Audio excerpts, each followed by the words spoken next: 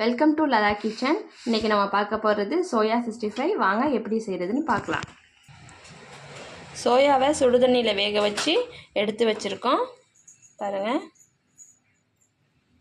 இதில் இஞ்சி பூண்டு பேஸ்ட் ஆட் பண்ணிக்கணும். 1 டீஸ்பூன் மஞ்சள்தூள் ஆட் பண்ணிக்கணும். 1 teaspoon garam masala,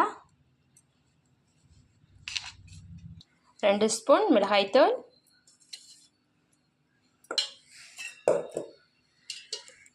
2 spoon cornflour மாவு, 2 ஸ்பூன் பச்சரிசி மாவு,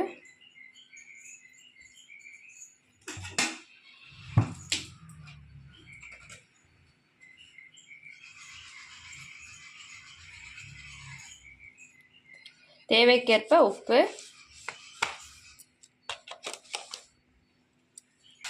எல்லாத்தையும் சேர்த்து நல்லா பெசரிக்கணும்.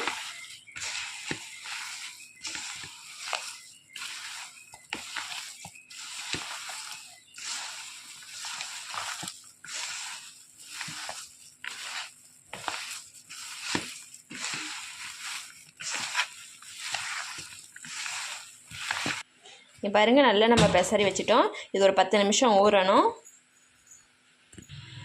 இப்போ நம்ம கடாயில் நம்ம 65 செய்கிறதுக்கான எண்ணெயை நம்ம தேவையான எண்ணெயை நம்ம ஊற்றிக்கிறோம். எண்ணெய் நல்லா சூடாகணும். எண்ணெய் இப்போ நல்லா சூடாகிடுச்சு. இப்போ நம்ம பெசரி வச்சுருக்க சோயாவை எடுத்து நம்ம எண்ணெயில் போட்டு பொரிச்சு எடுக்க வேண்டியதுதான்.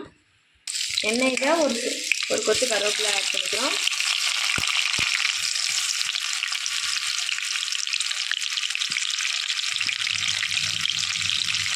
பெசரி வச்சுருக்க சோயா எடுத்து நம்ம எண்ணெயில் போட்டாச்சு.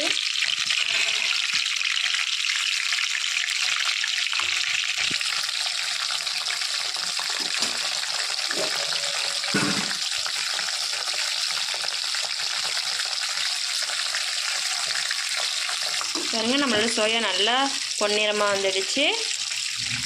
இப்போ இந்த ஸ்டேஜில் நம்ம எடுக்க வேண்டியதான்.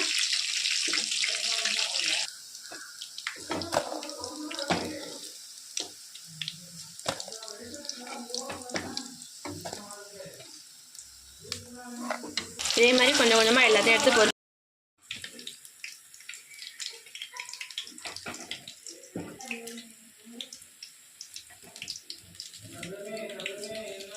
பாருங்கள், நம்மளோட சோயா 65 ரெடி ஆகிடுச்சு. நல்லா கிறிஸ்பியாக நல்லா ஸ்பைஸியாக இருக்குது பாருங்கள். நாங்கள் டேஸ்ட் பண்ணி பார்க்கலாம்.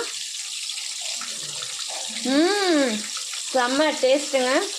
இது நீங்கள் செஞ்சு கொடுத்தீங்கன்னா சின்ன குழந்தைங்க ரொம்ப விரும்பி சாப்பிடுவாங்க. உங்கள் வீட்டில் ட்ரை பண்ணி பாருங்கள்.